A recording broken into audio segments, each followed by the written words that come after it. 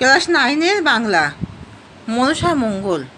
তোমরা সবাই মন দিয়ে শোনো, লেখো, সবাই লাইক অ্যান্ড সাবস্ক্রাইবটা দিয়ে দাও। বেহুলা যন্ত্রণার পরিচয় দাও।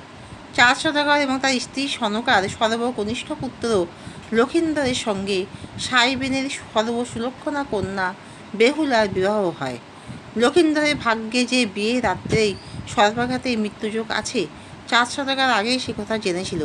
সেই জন্য ছেলের বিয়ের রাতটুকু যাতে নির্বিঘ্নে পার হয়ে যায়, তার জন্য লোহার বাসর ঘর তৈরি করে দিয়ে সেখানে নবদম্পতি থাকবার বন্দোবস্ত করে দেন। কিন্তু লোহার সেই বাসর ঘর তৈরি করার সময় মনুষ্যের আদেশে ও তার কোপের ভয়ে ভীত হয়ে সংশ্লিষ্ট কর্মকার এক জায়গায় অতি সঙ্গোপনে যে ছিদ্র রেখে দেয়, সেটাই হলো লক্ষিন্দরের কাল।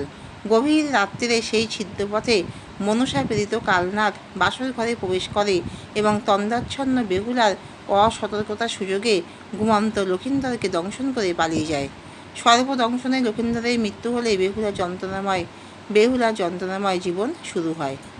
শায়ের ঝিয়ারিকে তার অনন্ত ভাসানের বর্ণনা দাও। শায়ের ঝিয়ারি হল উজানিনগরের সাইবেনের কন্যা বেহুলা এবং চাঁদ সদাগরের সপ্তম পুত্র লক্ষিন্দরের স্ত্রী। মনুষার ইচ্ছায় বিয়ের রাত্রেই সর্বদংশনে লক্ষিন্দরের মৃত্যু হয়।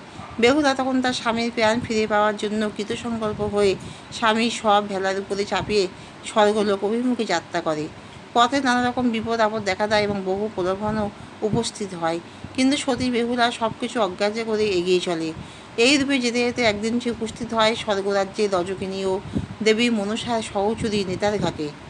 তারপর বেহুলা সে নেতার সাহায্যে স্বর্গলোকে উপস্থিত হয় এবং তার পরামর্শে নিজের অপরূপ নৃত্য পরিবেশন করে দেবতাদের মনোরঞ্জন করে। দেবতারা খুশি হলে তাকে বর প্রার্থনা করতে বলেন। বেহুলা তখন চিরকাল সধবা হয়ে থাকবার বর প্রার্থনা করে। দেবতারা সেই মনোবাঞ্ছা পূর্ণ করেন। শিবের আদেশে মনসা লক্ষিন্দরকে পুনর্বার জীবিত করে।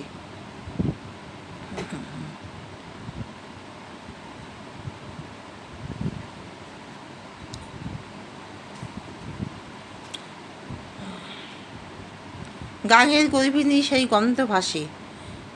এতে শিবের সঙ্গে মনসার সম্পর্ক বর্ণিত হয়েছে। চাঁদ সদাগর দেবী মনসার সংঘর্ষের কাহিনী প্রাধান্য লাভ করেছে এবং মনসাকে শিব পুনরূপে প্রতিষ্ঠিত করা হয়ে থাকে। কিন্তু সৎ মা চণ্ডীর সঙ্গে তার কলহ মত্ত লোকেরা পূজা প্রচারের আকাঙ্ক্ষা এমন উগ্রতা লাভ করে যে তার পক্ষে কিছু অকরণীয় ছিল না। তার ক্রূরতা নিষ্ঠুরতার সীমাতীত। চাঁদ সদাগরের পূজা লাভের জন্য মনসা যথেষ্ট চেষ্টা করে যখন কৃতকার্য হলেন না, তখন প্রতিহিংসা বসে তিনি চাঁদের ঘরে বাড়ি নষ্ট করে তার পুত্রদেরকে মৃত্যুমুখে পতিত করলেন। এখানেই শেষ করছি।